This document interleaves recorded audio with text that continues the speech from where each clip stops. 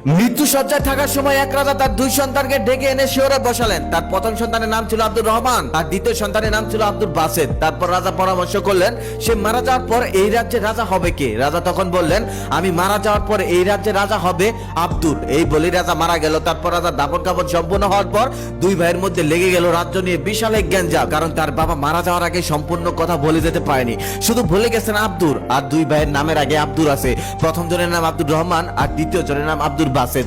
বড়জন বলতেছে আমি বয়সে বড় তাই আমি এই রাজ্যের রাজা হব, আর ছোটজন বলতেছে আমি শিক্ষার দিক দিয়ে বড় তাই আমি এই রাজ্যের রাজা হব। কেউ কাউকে ছেড়ে দিচ্ছে না, দুজনের কেউ ছেড়ে দেওয়ার পাত্র না। রাজ্য জ্যোতিষী তখন আফসোস করে বললেন আপনাদের বাবা মারা গেছে সেটার প্রতি আপনাদের কোনো খেয়ালই নেই, কোনো দুঃখ প্রকাশ নেই, উল্টো আপনারা রাজ্য নিয়ে যুদ্ধ করতেছেন। রাজ্য জ্যোতিষী তখন বলল আমি আপনাদের দুজনকে একটা বুদ্ধি দিচ্ছি, আপনারা দুজনে যদি সেই বুদ্ধিটা মানেন তাহলে একটা ফয়সালা হতেও পারে। তখন দুজনেই বলল বুদ্ধিটা কি। রাজ্য জ্যোতিষী তখন বলতেছে বুদ্ধিটা হলো চশমা। তখন দুজনেই অবাক হয়ে বলল চশমা মানে? চশমা আবার কিসের? রাজ্য জ্যোতিষী তখন বলল রাজপ্রাসাদের সামনে অনেকগুলো চশমা রাখা হবে, একটা হলো কালো চশমা, একটা হলো লাল চশমা। তারপর প্রজাদেরকে ঘোষণা করে বলে দেওয়া হবে তোমরা যার যেটা মন চায় সেই চশমাটাই পরো। যদি বেশি প্রজারা কালো চশমাটা পরে তাহলে এই রাজ্যের রাজা হবে আব্দুর রহমান, আর যদি লাল চশমাটা বেশি প্রজারা পরে তাহলে এই রাজ্যের রাজা হবে আব্দুল বাসেত। তারপর দুজনেই মেনে নিল। আর এভাবে 5 বছর পর পর ক্ষমতা পরিবর্তন করে নিবেন, নির্বাচন করে নিবেন, প্রজাদেরকে চশমা পরাবেন। এই বুদ্ধিটা শুনে দুই ভাই অনেক খুশি হলো আর এই বুদ্ধিটা মেনে নিল। তারপর বড় ভাই আব্দুর রহমান রাজপ্রাসাদের সামনে রাখলো কালো চশমা,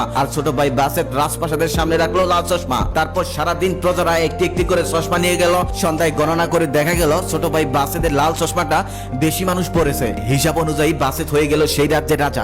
প্রথম রাজা হওয়ার পর বাসেত জনগণের অনেক সেবা করতে লাগলো। জনগণের বাসেতের ব্যবহারে অনেক খুশি, তার সুন্দর ব্যবহারে প্রজারা অনেক খুশি। এভাবেই কেটে গেল 5 বছর। 5 বছর পর আবার নির্বাচন হলো। আবারও লাল চশমাটাই বেশি মানুষ নিল। হিসাব অনুযায়ী বাসেদি এবারও রাজা। তবে দ্বিতীয়বার রাজা হওয়ার পর বাসেদের ব্যবহার আগের মতো নেই। সে ক্ষমতার অপব্যবহার করা শুরু করলো, মানুষের সাথে খারাপ আচরণ করতে শুরু করলো। ওদিকে আব্দুর রহমান ক্ষমতার জন্য অস্থির হয়ে আছে, কোনোভাবেই ক্ষমতায় আসতে পারতেছে না। মানুষের সাথে সুন্দর আচরণ করে, সবার সাথেই ভালো আচরণ করে। ওদিকে আব্দুল বাসেত দিন দিন মানুষের সাথে খারাপ আচরণ করে, দুর্নীতি করে। এভাবেই কেটে গেল 5 বছর। আবারও চশমা রাখা হলো, তবে এইবার কালো চশমাটাই বেশি মানুষ নিল, লাল চশমাটা কেউ নিল না। হিসাব অনুযায়ী আব্দুর রহমান হয়ে গেল সেই রাজ্যের রাজা। আব্দুর রহমান নতুন নতুন রাজা হওয়ার পর প্রজাদের সাথে অনেক সুন্দর আচরণ করলো, অনেক ভালো আচরণ করলো।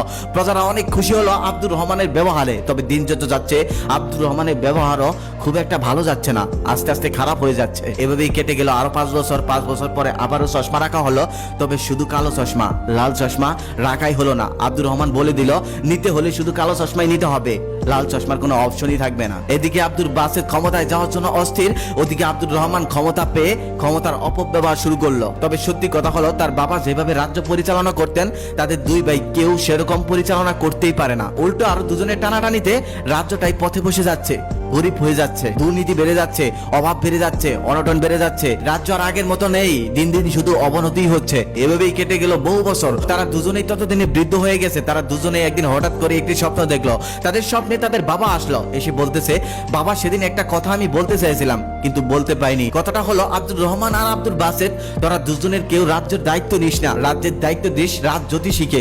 তিনি অনেক বুদ্ধিমান, তিনি এই রাজ্যটাকে সুন্দর করে পরিচালনা করতে পারবে। তোদেরকে না দেওয়ার কারণ হলো তোরা দুই ভাই, এক ভাইকে দিলে আরেক ভাই মন খারাপ করবি, আরেক ভাইকে দিলে আরেক ভাই মন খারাপ করবি। তখন তোদের দুই ভাই টানাটানিতে রাজ্যটাই শেষ হয়ে যাবে, কিন্তু আমি সেটা বলতে পাইনি। আরেকটা কথা, ক্ষমতা নিয়ে কখনোই অপব্যবহার করবি না। এই দেখ আজকে আমি দুনিয়া থেকে চলে যাচ্ছি, আমি দুনিয়াতে একজন রাজা ছিলাম, তবে আজকে আমার খালি হাতেই চলে যেতে হচ্ছে। দুনিয়ার কিছুই আমি নিয়ে যেতে পারছি না, শুধু সাথে যাচ্ছে আমলনামা। তাই তোদের দুই ভাইকে আমি এটাই বলতে চেয়েছিলাম ক্ষমতার জন্য কখনোই দুই ভাইয়ের সম্পর্ক নষ্ট করিস না, তোরা একসাথে থাকিস, ভালো থাকিস। কিন্তু আমি বলতে পারিনি, তার আগে আমাকে দুনিয়া থেকে চলে যেতে হয়েছে। তখন দুই ভাই তাদের ভুলটা বুঝতে পেরেছিল, কিন্তু ততদিনে ভুল বুঝে কোনো লাভ হয়নি। ততদিনে তারা জীবনের শেষ পর্যায়ে, আর যা ভুল হওয়ার তা তো হয়েই গেছে, রাজ্য তো ধ্বংস হয়ে গেছে। এখন আর কিছু